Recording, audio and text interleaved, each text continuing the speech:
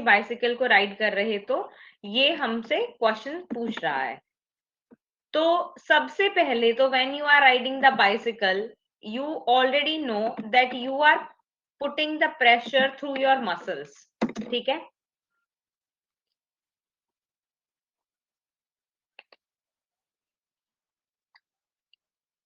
muscles are used to ride a bicycle. It means you have the muscular energy. Muscular energy है, that is converted to heat energy. या मैं ये भी कह सकती हूं कि पहले मस्कुलर एनर्जी मैकेनिकल एनर्जी में कन्वर्ट होगी. Mechanical energy and heat energy, that give rises to kinetic energy, क्योंकि फिर आपका बाइसिकल चलना स्टार्ट हो जाएगा और काइनेटिक एनर्जी होगी. क्या ये आपको समझ आया Bhavneet? Are you able to understand और do you have any doubt? या Yes, फिर ma'am. आपको लगता है कि कोई और एनर्जी ट्रांसफॉर्मेशन भी हो सकता है? We can do it this way only. है ना? Yes, Because ma'am. what is occurring here exactly, you have the muscular energy, क्योंकि राइडर जो है, बाइक को राइड करने वाला, उसके मसल्स हैं, मसल्स से वो फोर्स डालेगा, तो मस्कुलर एनर्जी सबसे पहले उसकी बॉडी में है, जिससे उसको मैकेनिकल एनर्जी या फिर हीट एनर्जी मिलेगी. तो उससे क्या होगा, जो राइडर की बॉडी है that is getting heated by heat energy, और वो मैकेनिकल एनर्जी के अंदर, हीट एनर्जी के अंदर कन्वर्जन हो रहा है.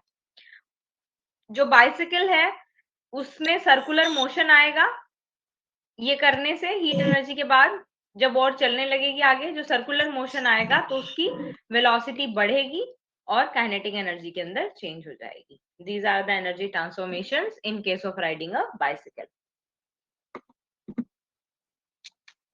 Then you have the next question.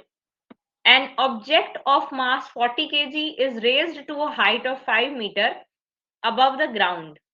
What is its potential energy? If the object is allowed to fall, find its kinetic energy when it's halfway down. Okay, what does he says? एक object है जिसका मास 40 kg है. ये कोई object था, इसको height h पे ले गए ग्राउंड से. पूछ रहा है पहले तो पोटेंशियल एनर्जी बताओ, और फिर बोल रहा है कि अगर ऑब्जेक्ट को गिरने के लिए अलाउ कर दिया जाए, जब वो हाफ वे आ जाएगा तो यहाँ पे जो हाइट होगी कोई h डैश, इसके बाद उसकी काइनेटिक एनर्जी क्या होगी. स्टेप बाय स्टेप सॉल्व करेंगे. The first question is we have to calculate the potential energy. How we will be doing that? As you know, here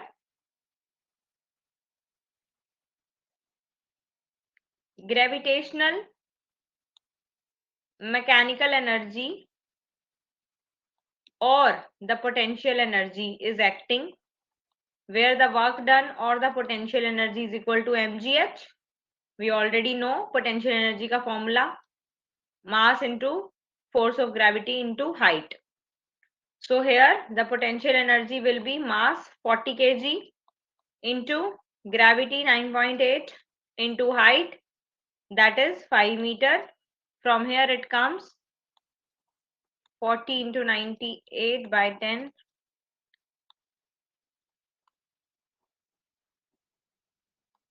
It will be 1960 joule. Ma'am, can we take 10 as acceleration due to gravity? Yes, definitely you can take that. If the value of gravity is not given in question, it's your choice whether you want to take the accurate, that is 9.8, or you want to take approximate value, that is 10. By both the ways, whatever will be the answer, it will be considered correct. Okay, ma'am. Okay, so now the next question is halfway down. Half way down चला गया है object, mechanical energy जो है उसकी तो वो क्या हो जाएगी, अब क्योंकि वो हाफ वे डाउन चला गया तो मैकेनिकल एनर्जी एग्जैक्टली हाफ हो जाएगी, तो 1960 का आप हाफ कर देंगे। अब ये जो वैल्यू है that will be equal to kinetic energy. मैं अब यहाँ पे तो मुझे उसकी वेलोसिटी दी नहीं हुई, तो मेरे पास तो कोई ऑप्शन नहीं है काइनेटिक एनर्जी निकालने का, लेकिन हाफ में डाउन जाएगा तो मतलब हाइट जो है उसकी वो h/2 हो गई है। It means the kinetic energy will be mgh/2। Why? Because you are applying the law of conservation of energy. जो हाफ वे डाउन उसकी काइनेटिक एनर्जी हुई है that will definitely be equal to the potential energy at that time, क्योंकि law of conservation of energy आप apply कर रहे हैं। So the kinetic energy will be equal to mgh/2, that is 1960 divided by 2, that is equal to 980 joule. Is it clear? Yes, ma'am. Okay, so the next question comes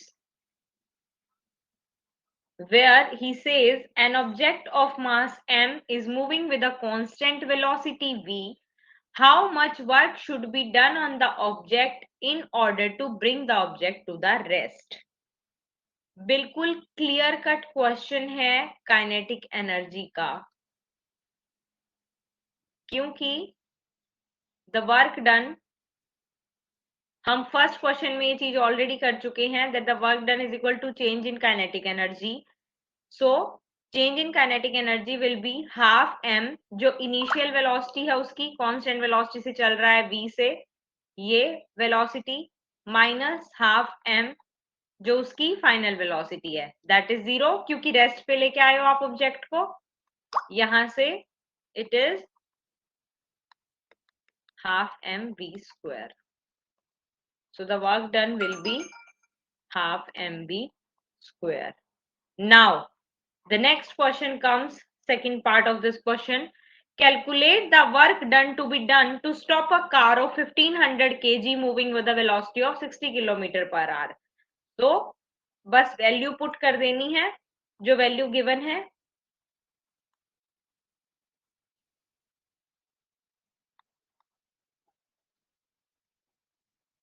and the value will be, Ma'am, first will we change the 60 kilometer per hour to meter per second, or will we put it directly this way?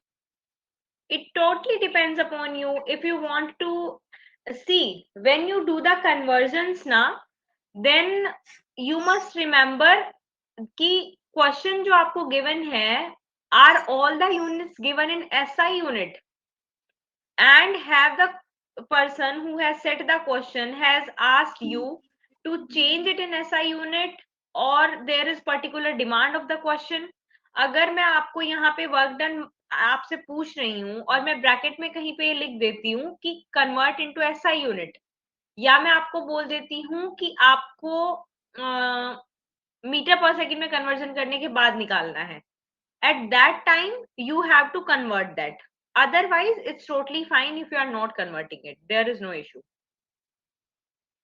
जब कभी Okay, ये ma'am. हो कि कहीं for example आपको velocity दी हुई है, ठीक है, वेलोसिटी मीटर पर सेकंड में दे दी, लेकिन आपकी जो एक्सेलरेशन है वो सेंटीमीटर पर मिनट स्क्वायर में दे दी, और वहां पे क्वेश्चन में दोनों चीजें यूज होनी है, एक्सेलरेशन भी यूज होनी है और वेलोसिटी भी यूज होनी है, तो आप ऐसे अलग अलग यूनिट को नहीं उसमें सॉल्व कर सकते। यहाँ पे यूनिट सेट है ऑलरेडी, ठीक है, मास उन्होंने दिया ऐसा यूनिट में 1500 kg दे दिया, इट्स फाइन, बट वेलोसिटी में conversion completely 60 kilometre per hour दिया हुआ है, कहीं और इसका कुछ और यूज होना नहीं है, तो आप इसको एज इट इज यूज कर सकते हो, you don't need to convert.